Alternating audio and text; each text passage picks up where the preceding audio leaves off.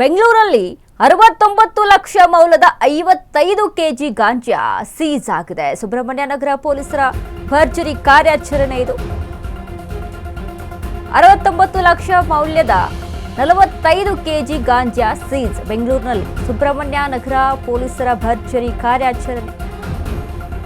ನಿಷೇಧಿತ ಗಾಂಜಾ ಮಾರಾಟ ಮಾಡುತ್ತಿದ್ದಂತ ಆರೋಪಿ ಬಂಧನ ಆಗಿದೆ. ಆಂಧ್ರದಿಂದ ಗಾಂಜಾ ತಂದು ಮಾರುತ್ತಿದ್ದಂತ ಪ್ರಸಾದ್ ಸುಬ್ರಹ್ಮಣ್ಯ ನಗರ ಠಾಣೆ ವ್ಯಾಪ್ತಿಯಲ್ಲಿ ಗಾಂಜಾ ಸೇಲ್ ಮಾಡ್ತಿದ್ದ. ಅಪಾರ್ಟ್ಮೆಂಟ್ ನಿವಾಸಿ, ಶಾಲಾ ಕಾಲೇಜು ವಿದ್ಯಾರ್ಥಿಗಳಿಗೆ ಮಾರಾಟ ಮಾಡ್ತಿದ್ದ. ಕಡಿಮೆ ಬೆಲೆಗೆ ನಿಷೇಧಿತ ಗಾಂಜಾ ಮಾರಾಟ ಮಾಡುತ್ತಿದ್ದ ಆರೋಪಿ ಪ್ರಸಾದ್. ಆಂಧ್ರದಿಂದ ಟ್ರೈನ್ ಮೂಲಕ ಗಾಂಜಾ ಸಾಗಿಸುತ್ತಿದ್ದಂತ ಆರೋಪಿಗಳು ಚಿಕ್ಕ ಚಿಕ್ಕ ಪ್ಯಾಕೆಟ್ಗಳಲ್ಲಿ ಮಾರಾಟ ಮಾಡ್ತಿದ್ದ ಪ್ರಸಾದ್. ಖಚಿತ ಮಾಹಿತಿ ಮೇರೆಗೆ ದಾಳಿ ನಡೆಸಿದಂತಹ ಸುಬ್ರಹ್ಮಣ್ಯ ನಗರ ಪೊಲೀಸರು ಇದೀಗ ಪೊಲೀಸರ ವಶದಲ್ಲಿದ್ದಾರೆ. Inspector Guruprasad, sub inspector Girish ನೇತೃತ್ವದಲ್ಲಿ ದಾಳಿ ಮಾಡಲಾಗುತ್ತೆ. ಈ ದಾಳಿಯಲ್ಲಿ ಪ್ರಸಾದ್ ಸಿಕ್ಕಾಕೊಂಡಿದ್ದಾನೆ. ಬೆಂಗಳೂರಲ್ಲಿ 69 ಲಕ್ಷ ಮೌಲ್ಯದ 45 ಕೆಜಿ ಗಾಂಜಾ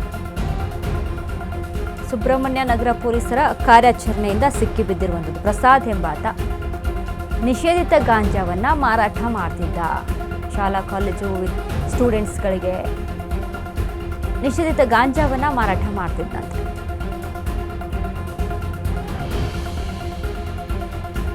ಸುಬ್ರಹ್ಮಣ್ಯ ನಗರ ಠಾಣೆ ವ್ಯಾಪ್ತಿಯಲ್ಲಿ ಅಪಾರ್ಟ್ಮೆಂಟ್ ನಿವಾಸಿಯಾಗಿದ್ದ. ಶಾಲಾ ಕಾಲೇಜು ವಿದ್ಯಾರ್ಥಿಗಳಿಗೆ ಮಾರಾಟ ಮಾಡ್ತಿದ್ದ ಕಡಿಮೆ ಬೆಲೆಗೆ. ಇದ್ರ ಸಾಗಾಟ ಆಂಧ್ರದಿಂದ ಟ್ರೈನ್ ಮೂಲಕ ಸಾಗಾಟ ಆಗ್ತಾ ಇತ್ತು. ಗಾಂಜಾ ಸಾಗಾಟವನ್ನ ಮಾಡ್ತಾ ಇದ್ರು.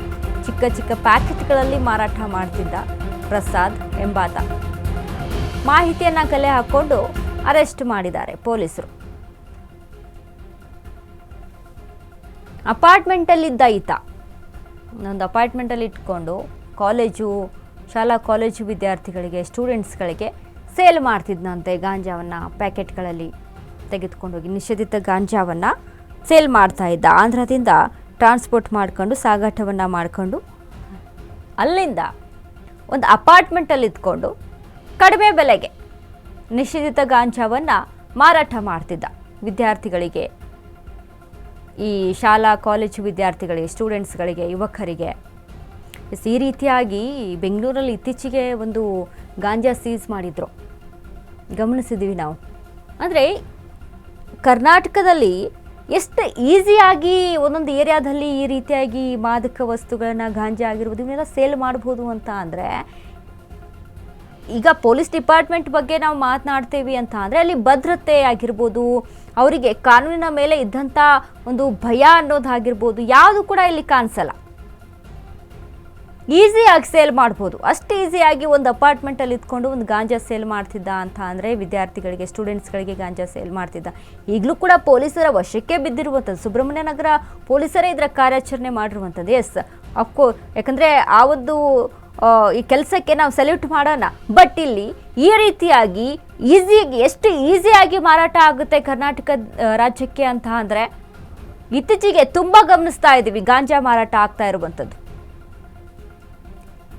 ಹೆಚ್ಚಿನ ನಿಗಾವನ್ನು ವಹಿಸಬೇಕಾದಂಥ ಅವಶ್ಯಕತೆ ತುಂಬ ಇದೆ. ಯಾಕಂದರೆ ಈ ಹಿಂದೆ ಏನು ಗೃಹ ಮಂತ್ರಿ ಆದಂಥ ಪರಮೇಶ್ವರ್ ಅವರು ಹೇಳಿದರು, ಇನ್ನು ಮುಂದೆ ಯಾವುದೇ ರೀತಿಯಾದಂಥ ಮಾದಕ ಅನ್ನುವಂಥದ್ದು, ಗಾಂಜಾ ಅನ್ನುವಂಥದ್ದು ಕರ್ನಾಟಕದಲ್ಲಿ ಸಿಗಲ್ಲ ಅನ್ನುವಂಥ ಒಂದು ಮಾತನ್ನು ಆಡಿರ್ತಾರೆ ಈ ಹಿಂದೆ ಆದಂಥ ಒಂದು ಸಿಚುವೇಶನ್ ಮೇರೆಗೆ.